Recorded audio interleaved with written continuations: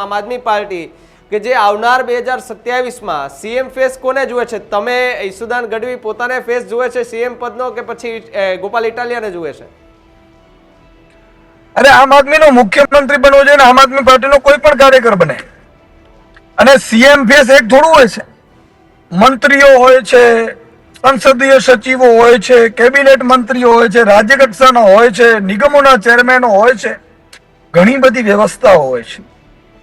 અને અમે કોઈ એક બનવા માટે નથી આવ્યા, અમે તો વ્યવસ્થા સુધારવા માટે આવ્યા છીએ.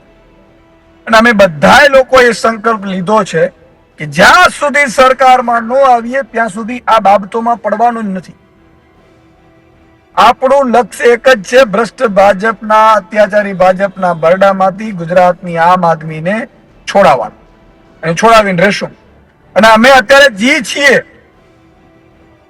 એમાં ઈશ્વરે આટલું બધું આપી દીધું છે સાહેબ. અને દરેકને અમે જો સામાન્ય પરિવારમાં અમે કોઈ અમારા બાપ દાદાઓ કોઈ મુખ્યમંત્રી નહોતા, અમે તો અમારું બધું છોડીને આવ્યા છે સાહેબ.